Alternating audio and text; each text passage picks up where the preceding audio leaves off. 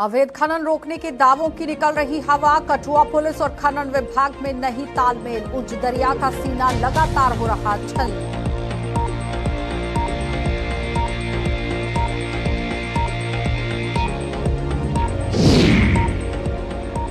संशोधन बिल पर कश्मीरी पंडितों की अलग थलग राय। कश्मीरी विस्थापितों ने विधानसभा में मांगी 5 सीटें। भाजपा ने 2 सीटों पर केंद्र का जताया आभार।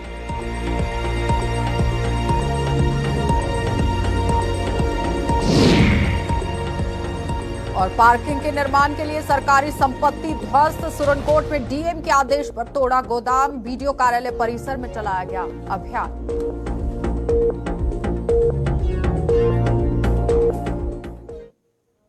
नमस्कार, बुलेटिन में आपका स्वागत है। मैं हूं आपके साथ आशा सरमाल। चलिए शुरुआत करते हैं कठुआ से जुड़ी खबर से, क्योंकि इस वक्त की बड़ी अपडेट वहीं से देखने को मिल रही है। जिला कठुआ में अवैध खनन को लेकर यहां जिला पुलिस और खनन विभाग के अधिकारियों में वाहावाही लूटने की होड़ लगी हुई है। पुलिस और खनन विभाग में तालमेल न होने का आरोप लग रहा है और जिला पुलिस के दावों को खनन विभाग मानने को बिल्कुल भी तैयार नहीं है। खनन विभाग के दावों पर भी पुलिस अब सवाल उठा रही है। इस पूरे खेल के बीच में यहां उज्ज दरिया के जो खनन है वो देखने को मिल रहा है, क्योंकि उज्ज दरिया का सीना पूरी तरह से छलनी हो रहा है और सच्चाई ये है कि अवैध खनन का सिलसिला अभी भी जारी है। ये पूरा मामला क्या है, इस पर जानकारी लेंगे, लेकिन फिलहाल आप देखिए जिला कठुआ के अंदर ये कोई पहली बार नहीं है कि इस तरह से अवैध खनन को लेकर आरोप लग रहे हैं। इससे पहले कई बार अवैध खनन को लेकर आरोप लगे हैं। जब यहां पर आप देखिए उज्ज दरिया की बात होती है तो खनन का मामला सामने आ जाता है, लेकिन उसके साथ साथ आपने देखा था कि तरहा पुल जब क्षतिग्रस्त हुआ तो उसमें भी आम जनता ने अवैध खनन का ही आरोप लगाया कि खनन यहां पर किया गया, जिसकी वजह से ये पुल जो है वो डैमेज हो गया है। लेकिन उस बीच में जांच कमेटी अपना काम कर रही है, वो तो बाद में ही क्लियर हो पाएगा कि आखिर क्या कुछ वहां पर सच्चाई थी। लेकिन फिलहाल आप देखिए कि किस तरह से एक बड़ी अपडेट कठुआ से सामने आ रही है, जहां पर यह बताया जा रहा है कि खनन को लेकर पुलिस किस तरह से काम कर रही है और लगातार आप देखिए अवैध खनन रोकने के दावों की हवा किस तरह से निकल रही है। कठुआ पुलिस और खनन विभाग का यहां पर कोई तालमेल नहीं है और उच्च दरिया का सीना पूरी तरह से छलनी हो रहा है। रंजीव मेहता ने हमारे साथ ज्वाइन किया है। रंजीव, इस वक्त की ताजा अपडेट आपसे जानना चाहेंगे, क्योंकि ये कोई पहला मौका नहीं है कि खनन को लेकर इस तरह से सवालिया निशान उठे हों। इससे पहले भी कई बार आरोप लग चुके हैं। सुनो रंजीव, आवाज आ रही है? तो फिलहाल तस्वीरें आपके सामने हैं, जहां पर आप देखिए किस तरह से अवैध खनन का मामला जो है वो सामने आ रहा है। लेकिन सवाल यहां पर ये उठ रहा है कि किस तरह से अवैध खनन का ये पूरा मामला है। क्या कुछ है पूरी जानकारी, रंजीव जरा बताइएगा। बिल्कुल आशा, मैं बताऊं कि ये जो मामला है ये कठुआ के उज्ज दरिया जो कठुआ से सटा हुआ है वहां पर अवैध खनन का जो काम है काफी जोरों पर है। अवैध खनन के ऊपर अब एक नया प्रचलन चल पड़ा है कि जितना भी खनन माफिया का जितना भी मटेरियल है, फिनिश हो चाहे अनफिनिश हो, वो पंजाब की तरफ अवैध रूप से जा रहा है। ये तस्वीरों में साफ तौर पर दिखाई दे रहा है कि बड़े बड़े ट्राले जो है अवैध रूप से बंबियाल के रास्ते जो जिन्होंने चोरी रास्ते बनाए हुए हैं, जहां पर कई जगह पुलिस की बैरिकेडिंग हुई है, फिर भी पंजाब की तरफ ये चले जाते हैं और जम्मू कश्मीर की संपदा को वहां पर धड़ल्ले से लूटा जा रहा है। आशा, इस तरह की जो मामले हैं इसको लेकर जो प्रशासन भी कई बार धरपकड़ करता है। पिछले दिनों 10 से 15 ट्रालों को जो डंपर थे उनको जब्त भी किया गया, लेकिन ऊपर से एक आदेश भी माइनिंग विभाग की तरफ से निकाला गया कि रात को कोई भी जो क्रैशर मालिक है वो कोई भी फिनिश माल की वो डिलीवरी नहीं करेगा। लेकिन उसके बावजूद भी दिन के उजाले में और रात के अंधेरे में लगातार जो मटेरियल है, जो मिनरल है, वो लगातार वहां पर पंजाब की तरफ जा रहा है, जिसके चलते यहाँ पर लाखों की लूट जो है रंजीव, जिस तरह से बताया जा रहा है कि खनन विभाग और पुलिस के बीच में कोई तालमेल नहीं है, कहीं ऐसा तो नहीं है कि मिली भगत की वजह से तालमेल नहीं बन पा रहा है और जो यहाँ पर खनन माफिया हैं उनके साथ कहीं ना कहीं तालमेल है? हाँ बिल्कुल, कई जगह ऐसा लगता है कि कई जगह कई नाके ऐसे हैं जहां से जो खनन माफिया के लोग हैं उनका गठजोड़ शायद पुलिस के साथ हो सकता है। लेकिन ऊपरी सतह पर पुलिस की बात करें, जो आला अधिकारी हैं उनसे जब हमारी बात होती है तो उनकी तरफ से है कि अवैध रूप से माइनिंग पर 0 टॉलरेंस है। तो इसको लेकर यहाँ पर पसोपेश है, लेकिन अवैध रूप से जो मटेरियल है, जो माइनिंग मटेरियल है, वो पंजाब की तरफ जाता है और वहां पर दोगुने से चौगुने दामों पर इसको बेचा जाता है। लेकिन यहाँ के स्थानीय लोगों को अगर थोड़ा सा भी चाहिए, जहाँ एक ट्रैक्टर भरकर कोई ट्राली में भरकर लाता है तो उसको पकड़ लिया जाता है और हजारों रुपए उसको जुर्माने के तौर पर देना पड़ता है। माइनिंग विभाग की बात करूं तो उनका भी अपना तरीका है काम करने का। वो कभी औचक दौरा करके कभी कभी पकड़ लेते हैं, लेकिन ज्यादातर जो माफिया के लोग हैं वो लगातार इस संपदा को लूटने का दिन रात कर रहे हैं और लाखों करोड़ों की संपदा जो है रोजाना पंजाब की तरफ अवैध रूप से जा रही है। ठीक है रंजीव, लेकिन सवाल आखिरी यहाँ पर यह है कि तरनहा पुल जब क्षतिग्रस्त हुआ था रंजीव, उस वक्त भी सवालिया निशान यही लग रहे थे कि खनन हुआ है, अवैध तरीके से खनन हुआ है, जिसकी वजह से जो पुल है वो डैमेज हो गया है। लेकिन उसके लिए अभी जांच बिठाई गई है। उसके साथ साथ अगर हम यहाँ की बात करें, क्या लगता है कि एक टीम बनाने की जरूरत है? टीम का अगर गठन होता है तो जाहिर तौर पर दूध का दूध और पानी का पानी हो जाएगा। बिल्कुल आशा, तरना नाले की आपने बात की, उस पुल की बात की, वो भी खनन माफियाओं की वजह से ही ये क्षतिग्रस्त हुआ था। तो लेकिन जिस इलाके की आज ये खबर चल रही है उस इलाके में भी एक उज दरिया पर पंडोरी के पास जो पुल है उसके 200 मीटर के अंदर ही ये खनन माफिया अपनी इस काम को अंजाम दे रहा है, जिसके चलते उस पुल को भी क्षतिग्रस्त होना लाजमी है, क्योंकि उसकी भी सुरक्षा पर सवाल उठना शुरू हो गए हैं। ये बीआरओ की तरफ से एक बॉर्डर रोड जो बनाया गया था, जो पठानकोट से सीधा जम्मू के तक जो बॉर्डर रोड है, ये उसका इलाका है जो पंजाब की सीमा से बिल्कुल सटा हुआ है। लेकिन पंजाब से माइनिंग माफिया के लोग आते हैं, यहाँ से चोरी मटेरियल उठाकर ले जाते हैं और इस पर लगाम लगाना काफी जरूरी है। और पिछले दिनों महबूबा मुफ्ती की तरफ से भी कई संगीन आरोप जो है वो केंद्र सरकार पर लगाए गए थे रंजीव, जिसमें वो कह रहे थे कि यहाँ पर जो रेत है, बजरी है, वो बाहर भेजी जा रही है, माइनिंग का पूरा सामान यहाँ से बेच दिया गया है। तो फिर उस पूरे आरोप को किस तरह से देखा जा सकता है?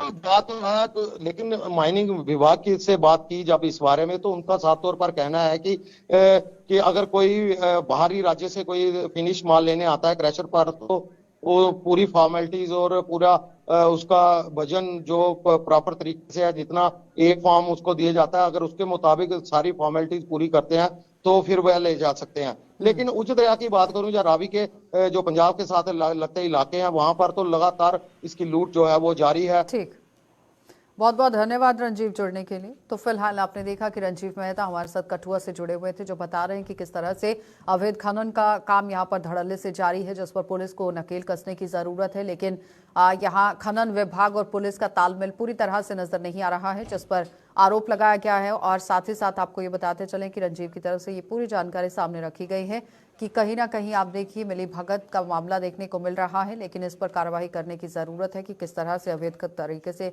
खनन यहाँ पर हो रहा है। आगे बढ़ जाते हैं। अब भाजपा कश्मीर डिस्ट्रिक्ट ने जम्मू कश्मीर संशोधन बिल में कश्मीरी पंडित विस्थापितों के लिए दी गई 2 विधानसभा सीटों के लिए केंद्र सरकार का आभार जताया है। इस संबंध में आयोजित एक प्रेस कॉन्फ्रेंस के दौरान पूर्व एमएलसी अजय भारती ने बताया कि 70 वर्षों के बाद कश्मीर घाटी के कश्मीरी पंडितों का राजनीतिक सशक्तिकरण करने का प्रयास किया गया है।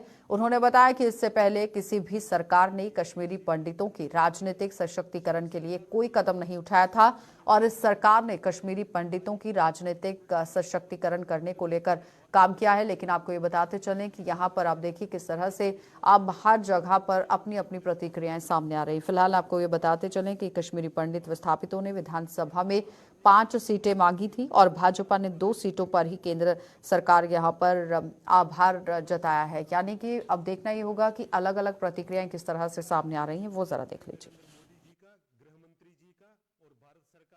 आदरणीय प्रधानमंत्री नरेंद्र मोदी जी का, गृह मंत्री जी का और भारत सरकार का बहुत हृदय से आभार व्यक्त करने के लिए, यहाँ उनका धन्यवाद करने के लिए, क्योंकि आज 70 साल के बाद कश्मीर का जो हिंदू समाज है, विस्थापित समाज है, उसको पॉलिटिकल एम्पावरमेंट करने का एक काम कल सरकार ने किया है। लोकसभा में जो एक Jammu Kashmir reservation amendment bill को पास करके, और कश्मीर का जो विस्थापित समाज है या पीओजेके से आया हुआ जो विस्थापित समाज है, उनके लिए पॉलिटिकल रिप्रेजेंटेशन स्टेट जो असेंबली है उसमें रखा है।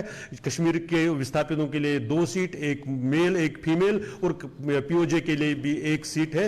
ये जो पिछली सरकारों ने यहाँ जो सक्सेसफुल गवर्नमेंट्स यहाँ रही, जिन्होंने हमारी पॉलिटिकल पावर को खत्म करने के लिए, मार्जिनलाइज करने के लिए, हमको यहाँ की मेन स्ट्रीम से एक्सक्लूड करने के लिए जो लगातार उन्होंने जो मैनिपुलेशंस की, भारतीय जनता पार्टी के शासन ने हमको वापस पॉलिटिकली एम्पावर करने के लिए और कश्मीर के मिलियो के साथ दोबारा रीइंटीग्रेट करने के लिए जो कदम उठाया है, उसके लिए समाज की ओर से और अपनी ओर से हम प्रधानमंत्री जी का धन्यवाद कर रहे हैं। आदरणीय कश्मीरी पंडित विस्थापितों ने जम्मू कश्मीर संशोधन बिल में उनके लिए विधानसभा की मात्र 2 सीटें देने का विरोध किया है और कश्मीरी पंडितों ने सरकार के इस फैसले को नामंजूर करते हुए सरकार से विधानसभा में 5, लोकसभाओं में 2 और राज्यसभा में 1 सीट देने की मांग की है। तो जम्मू कश्मीर संशोधन बिल पर अपनी प्रतिक्रिया देते हुए कश्मीरी पंडित विस्थापितों ने बताया कि यहां मनोनीत विधायक समुदाय के लिए नहीं बल्कि पार्टी के हित में काम करेंगे। लिहाजा कश्मीरी पंडित विस्थापितों के लिए एससी की तर्ज पर 5 जिलों में 5 विधानसभा सीटें आरक्षित की जानी चाहिए ताकि कश्मीरी पंडित समुदाय अपने प्रतिनिधि को अपनी मर्जी से चुन सके। देखिए, इतिहास से सन 1990 से लेकर आज तक जो हम कश्मीरी पंडित जो है अपने देश में दंडित है। हमें यह लगता था कि अब जो है कुछ ना कुछ समाधान हमारा होगा, क्योंकि राजनीति एक बहुत बड़ी खास चीज है। पूरे विश्व में, पूरे भारत में हर एक आदमी को अपना पॉलिटिकल एम्पावरमेंट का जो है ताकत है, लेकिन हम कश्मीरी पंडितों के पास नहीं है। हमारी कई बार जो है सरकारों से गुहार लगी है, कई बार हमने सरकारों से जो है गुजारिशें की है, विनती की है कि हमें जो है पॉलिटिकल एम्पावरमेंट दिया जाए, जैसे बाकी सुविधाओं के लिए है वैसे हम भी चाहते थे। क्योंकि हम लोग कश्मीर में जो माइनॉरिटी में है, हमारी ये डिमांड थी कि हमें 5 असेंबली सीटें और 2 पार्लियामेंट सीटें और 1 जो है राज्यसभा की सीट दिया जाए। लेकिन जिस हिसाब से अभी भारत सरकार ने कल जो है बिल लाई है, उस हिसाब से वो हमें कतई मंजूर नहीं है।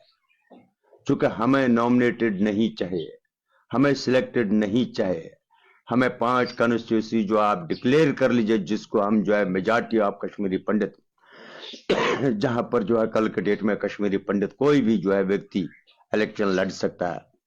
जिस समय आप ऐसा करोगे कि आप पिक एंड चूज करके आप जो है अपने मर्जी से हमें पॉलिटिकल एम्पावरमेंट करोगे, मुझे नहीं लगता है कि वो आदमी जो है कल के डेट में हमारा कोई काम कर सकता है। क्योंकि उसको जो पॉलिटिकल पार्टियां बोलेंगे वो वही करेगा।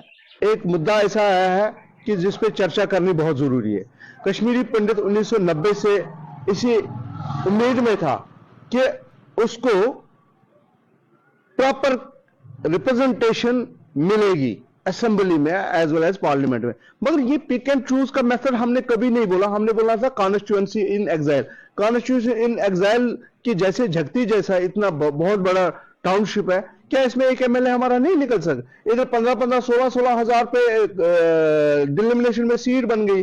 20,000, 25,000 की पॉपुलेशन पे एक एमएलए दीजिएगा जो हम खुद चूज करें, जिसके फंड्स हम खुद यूटिलाइज करें। अगर हमें एक नॉमिनेटेड एमएलए मिलता है तो उससे क्या है, उसके फंड्स वहीं पे यूटिलाइज, हमारे पे उसका कोई ना लेना न देना। इसलिए हमारी गवर्नमेंट से यही अपील है कि 5 जगह 5 डिस्ट्रिक्ट में कॉन्स्टिट्यूएंसी रिजर्व करो, जैसे आपने बकायों के लिए किया, एसटी के लिए, बाकी जो शेड्यूल कास्ट, शेड्यूल ट्राइब उनके लिए किया। इसी तरह एक फ्रेंचाइजी वोट होना चाहिए कश्मीरी पंडित को कि वो अपने उम्मीदवार खुद चुने।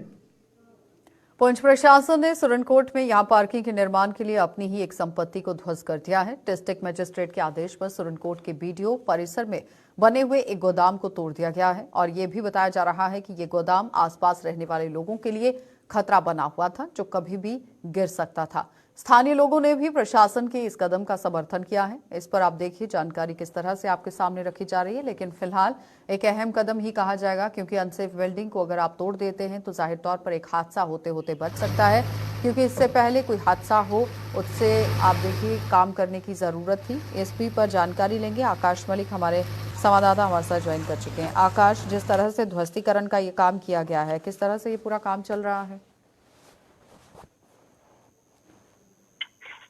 आकाश, जैसे मैं आपको बताता चलिए, सुरनकोट तहसील का सुरनकोट का मेन एरिया है, जहाँ बीडीओ ऑफिस के सामने जो है बीडीओ दफ्तर का एक स्टोर था, जिसको जो है देर रात से ही जो है म्युनिसिपल कमेटी सुरनकोट की तरफ से जो है डिस्ट्रॉय किया गया। उसके साथ साथ मैं आपको बता दूं, हाल ही में यहाँ पे एक दरबार लगा था, जहाँ डिप्टी कमिश्नर पुंछ ने कहा था कि आने वाले एक हफ्ते में जो है एक बड़ा एक्शन लोगों को देखने के लिए मिलेगा। ये दूर दराज इलाका है, यहाँ लोगों की एक मांग थी कि पार्किंग के लिए लोगों को जगह नहीं होती, तो डिप्टी कमिश्नर पुंछ की तरफ से जो है यहाँ पे जो है पार्किंग बनाई जा रही है, और उसके साथ साथ पार्किंग के ऊपर स्टोरी पार्किंग के साथ साथ जो है शॉपिंग कॉम्प्लेक्स भी बनाया जाएगा। लोगों में इस वक्त काफी खुशी का माहौल है, क्योंकि ये जो है ये काफी देर एक लॉन्ग पेंडिंग डिमांड थी। लोगों की तरफ से कहा जाता है कि यहाँ कई सारे डीसीज आए जिनने एक वादा किया लोगों के साथ कि ये बिल्डिंग जो है गिराई जाएगी, यहाँ पे पार्किंग बनाई जाएगी, लेकिन कई सारे डीसी, जैसे मैंने पहले बताया, आए, लेकिन इन डिप्टी कमिश्नर पुंछ की हिदायत पे जो है आज देर शाम से यहाँ पे जो बुलडोजर चला, और इस वक्त भी जो है वहाँ पे काम जारी है, और जो जितनी भी वहाँ पे बिल्डिंग्स थी उनको गिराया जाता है। और सोर्सेज के हवाले से ये भी बताया जा रहा है कि इसके बैक साइड में जो फूड एंड सप्लाई का दफ्तर है या और तीन किस्म के दफ्तर है, उनको भी गिराया जाएगा। वहीं पे बात करें एओ म्युनिसिपलिटी से भी हमारी बात हुई, उनका कहना है कि अगर मौसम ने साथ दिया तो आने वाले वक्त में जो दूसरी बिल्डिंग्स भी हैं, एज पर डिप्टी कमिश्नर की हिदायत पर जो कहा गया, उसको भी डिस्ट्रॉय किया जाएगा। जी, उसके साथ साथ आकाश, एक और बात आपसे जानना चाहेंगे, ये सिर्फ एक ही स्टोर नहीं है अनसेफ है, कई ऐसे स्कूल भी हैं, उनकी बिल्डिंग्स भी अनसेफ हैं। क्या लगता है कि अब एक का पूरी तरह से मसौदा तैयार करने की जरूरत है कि कहाँ कहाँ पर सरकारी बिल्डिंग्स जो हैं वो अनसेफ है, उन्हें गिरा देना चाहिए और नया निर्माण वहां पर होना चाहिए। दूसरी तरफ पार्किंग अगर बनती है तो लोगों को फायदा इसका होगा। हाँ जी, उस हवाले से कई सारे स्कूल के साथ साथ सुरनकोट तहसील की बात करें, जहाँ पे कई सारे 3 से 4 जो है मजिस्ट्रेट बैठते हैं, उस बिल्डिंग को भी कई साल पहले जो है अनसेफ करार दिया गया है, लेकिन उसको भी डिस्ट्रॉय करने की जरूरत है, क्योंकि वहाँ पे दिन में 500 से ज्यादा लोग जो है उस बिल्डिंग के अंदर आते हैं। कई बार हमने पहले भी खबर किया, लेकिन आज तक कोई एक्शन नहीं हुआ। जी, और इससे पहले कि कोई यहाँ पर बड़ी घटना हो जाए, आप देखिए कदम उठाने की जरूरत है। बहुत बहुत धन्यवाद आकाश जुड़ने के लिए। तो फिलहाल सुरनकोट से आकाश अपडेट कर रहे थे कि किस तरह से अनसेफ बिल्डिंग को गिराया गया है, लेकिन तहसील परिसर में भी जाकर देखने की जरूरत है, इंजीनियर्स को निरीक्षण करने की जरूरत है कि अगर बिल्डिंग अनसेफ है तो उसे अनसेफ डिक्लेयर किया जाए और उसके बाद उसे ध्वस्त कर दिया जाए। आगे बढ़ जाते हैं। हाल ही में गठित चुनाव फ्लायर्स फेडरेशन के सदस्यों ने यहाँ पर आप देखिए किस तरह से दसवा किया है, और फेडरेशन के गठन से इस रीजन के अधीन आने वाले जिलों को बेहद फायदा होगा। आपको बताते चले कि सदस्यों के मुताबिक ये फेडरेशन आम लोगों के लिए गठित की गई है और अब उनकी समस्याओं के हल के लिए मुहिम शुरू कर दी जाएगी। इस फेडरेशन का राजनीति के तौर पर कोई लेना देना नहीं है, ये अपने दम पर ही अपना कामकाज करेगी। किया है कि हम इन इश्यूज़ को जो है हाई कोर्ट के सामने लाएंगे, इन इश्यूज़ को जो है वहाँ डिस्कस करेंगे। अभी रिसेंटली जो अभी ये नई अपॉइंटमेंट हुई हैं, अभी हम किसवाड़ में ये वकलान साहब से हम बात करेंगे, बदला में हम इनसे बात करेंगे, हम कोशिश करेंगे यहाँ पे और जो वकला साहब इसमें जुड़ें। और इसका जो पर्पज़ जो डेवलपमेंट के रिलेटेड है, जैसे हमने पहले भी एक बार कहा कि हमें डोडा में जो है पासपोर्ट की जो है ऑफिस की सख्त ज़रूरत है, उसकी भी यही वजह थी कि अगर जो लोग यहाँ से आप देखेंगे पार्डर है, दक्षिण मड़वा है, आप गुंदना चले जाइए, आप देसा वगैरह चले जाइए, इतने फार फ्लंग एरिया से जब लोग यहाँ से जाते हैं जम्मू, उनको जो है खर्चा लगता है, उनको वहाँ बैठना पड़ता है, उनके लोग उनके साथ होते हैं, तो बहुत सारी परेशानियाँ जो है हमारे लोगों को यहाँ आती हैं। तो इसी पर्पज़ के लिए हमने इसको चुनाव फेडरेशन, ये लॉयर फेडरेशन जो बनाया है, इसी पर्पज़ के लिए कि हम चुनाव रीजन के लोगों को जो है किसी न किसी तरीके से जो है फ़ायदा दिया जाए। देखिए, ये बड़ी खुशी की बात है। मैं पर्सनली मैं बड़ा खुश हूँ कि हमें और ज़्यादा जो है लोगों से जुड़ने का मौका मिलेगा, हमें और ज़्यादा जो है काम करने का मौका मिलेगा। तो मेरे लिए पर्सनली ये बहुत खुशी की बात है। हम पहले भी जो है इश्यूज़ यहाँ पे उठाते थे, हम आगे भी अब जो है इश्यूज़, इसके जो लोगों के रिलेटेड इश्यूज़ हैं उठाएंगे। हम इसके बारे में पहले सरकार से बात करते थे, अब हम हाईकोर्ट में भी जा सकते हैं। हम स्मार्ट सिटी परियोजना के तहत जम्मू शहर की स्मार्टनेस को और बढ़ाने के लिए स्मार्ट सिटी परियोजना लगातार विवादों में घिर गई है, और इस परियोजना के तहत जम्मू शहर के तकरीबन हर इलाके में यहां सड़कों की दोनों ओर फुटपाथों का निर्माण किया गया है। और लेकिन इसे विडंबना ही कहा जाएगा कि हर जगह पर इन फुटपाथों पर दुकानदारों व रेहड़ी फड़ी वालों ने अवैध रूप से अतिक्रमण कर रखा है, और प्रशासन आंखों पर पट्टी बांधकर लंबी ताने सोया हुआ है। अतिक्रमण करने वाले बिना किसी डर खौफ से अपना धंधा चला रहे हैं, और इसका खामियाजा पैदल चलने वाले राहगीरों को भुगतना पड़ रहा है। आलम यह है कि जम्मू नगर निगम में यहाँ आप देखिए किस तरह से काम हो रहा है। जम्मू नगर के मुख्यालय से भी मात्र कुछ ही दूरी पर लोअर गुम्मट व डोगरा चौक में भी फुटपाथों पर दुकानदार अपना धंधा चमका रहे हैं, और इसके लिए पनामा चौक, बाहू प्लाजा, मार्बल मार्केट भी दुकानदारों और रेहड़ी वालों ने फुटपाथों को चलने लायक नहीं छोड़ा है। जिससे इन फुटपाथों के जो निर्माण है उनका उद्देश्य पूरा नहीं हो पा रहा। जो समस्या है आपके सामने है, ये रिपेयरिंग शॉप जो चल रही हैं, जो बिना परमिशन की नहीं चल रही। इनके पास परमिशन होगी, हर एक के पास 4-4 दुकानें हैं, कोई है नहीं कि नहीं है, लेकिन उसके बावजूद भी बात सड़क पे काम करना बगैर परमिशन थोड़ी कर सकते हैं। बिल्कुल होनी चाहिए कार्रवाई, पर कार्रवाई क्या, आप 100 दफा उनके पास गया तब नहीं कार्रवाई करी, आप क्या कार्रवाई कर लेनी है उन्होंने? जहाँ मर्जी जाओ, ये गवर्नमेंट है फंड, क्योंकि अगर म्यूनसिपैलिटी काम नहीं करेगी या दूसरा नहीं काम करेगा तो कोई मतलब आम पब्लिक को पार्टी बनेगी क्या? लेकिन लोगों की सुविधा के लिए बनाया गया था। पर लोगों, ये तो आपको भी दिख रहा है कि गलत बात है, उनको नहीं दिख रहा, उनको दिखना चाहिए ना। चैम्बर को भी दिख रहा है, लेकिन चैम्बर भी छुपा क्योंकि अपने वोटों की खातिर चैम्बर नहीं बोलती।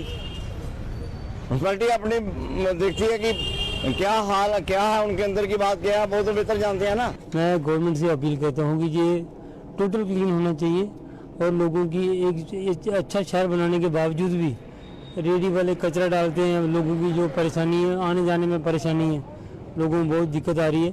मैं आपके चैनल से माध्यम से एलजी साहब से ये गुजारिश करता हूँ कि जम्मू को क्लीन बनाने के लिए जो फुटपाथों में लगने वाली रेडी बड़ी या तो इनको रेडी जोन में कन्वर्ट किया जाए और इनको फुटपाथ का इंक्रोचमेंट जो है जल्दी से जल्दी हटाया जाए। उन्होंने भी अपनी जो दुकान की जो जुरिडिक्शन है उसके अंदर ही दुकान का सामान जो है लगाना चाहिए, उससे हमारे शहर में जो है सौंदर्यीकरण जो बना रहेगा। कचरा फैलाते हैं रेडी या इंक्रोचमेंट करते हैं, उनके सख्ती से निपटा जाए। यही मेरी गवर्नर साहब से यही अपील है मेरी। अखनूर में दरिया चनाव के ही यहाँ चंदियाया घाट की सरेगाह में यहाँ ये सैरगाह की बात हो रही है। सैरगाह में भगवान की मूर्तियां रखने को लेकर स्थानीय लोगों में भारी रोष है। लोगों का आरोप है कि सैरगाह में खुले में रखी गई भगवान की मूर्तियों का लगातार यहाँ अनादर हो रहा है, लेकिन कोई इसकी ओर ध्यान नहीं दे रहा है। विश्व हिंदू परिषद की धर्म प्रसार इकाई ने चेतावनी दी है कि अगर जल्द इन मूर्तियों को यहाँ से नहीं उठाया गया तो इनकी स्थापना किसी मंदिर में करवा दी जाएगी। और बताया जा रहा है कि इन मूर्तियों को म्युनिसिपल कमेटी अखनूर द्वारा यहाँ सैरगाह को सौंदर्यीकरण के लिए मंगवाया गया था और इस सैरगाह में महाभारत के दृश्य, राम वनवास, श्री कृष्ण रामलीला और साथ ही साथ आपको बताते चलें कि यहाँ इनके दर्शाने की योजना बनाई गई थी कि ये सब चीज़ें यहाँ पर दर्शाई जाएंगी, लेकिन इन्हें अच्छे ढंग से स्थापित नहीं किया गया है, जिससे इन मूर्तियों का अनादर हो रहा है। इत्थे काफ़ी दिनों की जड़ियाँ मूर्तियां ने इत्थे ना रखी दी ने और रखी दी कोल ने यदि भी कोई जानकारी नहीं है, पर जिन्हें भी रखी दी ने होना तो कोई सनातन ही है। पर देखो किन्नी बड़ी दुख की बड़े अफसोस की गल है कि इन मूर्तियों का कितना अनादर होया करता है। इत्थे गंदगी है, लोग आवा करते हैं, पेशाब कर रहे अगे पिछे, कुछ भी इन्नी सोच नहीं है कि ये मूर्तियां पेदी ना अगे पिछे जाइए पेशाब करके, नहीं कुछ शराबी आवा नशेड़ी लोग आवा ने वो भी आनी इतने करा करते हैं। तो मैं जिन्हें भी रखी दी ने मैं उनका विनम्र विनती करना कि इन्हें मूर्तियों की जां तो 3-4 दिन के इन्हें स्थापित किया जा ਜਾਂ फिर इन्हें कुछ स्टोर च रखे जा, नहीं तो अस विश्व हिंदू परिषद धर्म प्रसार जोड़ा है अस इस इन्हें मूर्तियों की जोड़ा अस कुछ मंदिर में स्थापित करी देगे। ये तो मेरी विनम्र विनती है कि जिन्हें भी रखी दी ने वो मेहरबानी करिए इन्हें मूर्तियों की जां तो स्थापित कर जां फिर इन्हें कुछ स्टोर च रखन। 15-20 दिन को वध हुई है मूर्तियां इतने पेदियां, तो ये मूर्तियां का अनादर है, भगवान का अनादर है। जेकर तुम इतने मूर्तियां स्थापित नहीं करनी है तो इतने कली रखी है खुली बाह च, लोग इतना कोई किन्ने आदा कोई किन्ने आदा, कई लोग इतना आइए पेशाब करते हैं। मगर अगर तुसें रखनी है कि अं मूर्तियां तो अपने स्टोर च रखनी ही। अगर कोई बंदा आपो दिन रात इतने खलोवे तो पता लगता भाई दिन रात असें भगवान गी इतने छोड़ी ओड़े दा, बरखा बरा दी है या तूफान आ या आंधी आ दी गंद पेदा, ये भगवान का सरासर अनादर है। तो मैं अगर स्थापना करनी तो स्थापना करो, तो या फिर ये मूर्तियां तुस अपने जितों तुम आंदियां तो उत्थे गै रखी ओड़ो वापस। ये बारे में पता नहीं है कुन्ने आंदी दी, मगर मैं काफ़ी दिन दिखा वा ये मूर्ति इधर रखी दी उधर रखी दी, मगर ये भगवान का अपमान गया और किया है। ये कोई लोग आखो तुस आकर्षित करने वास्ते आंदी दी भाई लोग बड़े खुश हो गए। खुश क्यों ना, मैं 10-15 बंदे लोग मेरे को आते हैं, पंडित जी इतने मूर्तियां गली रखी दियाँ जी। मैं यार मीं तो पता नहीं है कुन्ने रखी दियां कुन्ने नहीं रखी दियां। तो ये भगवान का सरासर अनादर है। अगर तुम इतने ਜਾਂ ਤੇ ਫਿਰ ਖੋਲੀਏ ਰੱਖੋ, ਕੋਈ ਇਹ ਰੇਲਿੰਗ ਵਗੈਰਾ ਬਣਾਓ ਜਿਹੜਾ ਬੰਦਾ ਅੰਦਰ ਨਹੀਂ ਆਈ ਸਕੇ। चलिए बुलेटिन में फिलहाल इतना ही। आप बने रहिए गुलिस्तान न्यूज के साथ।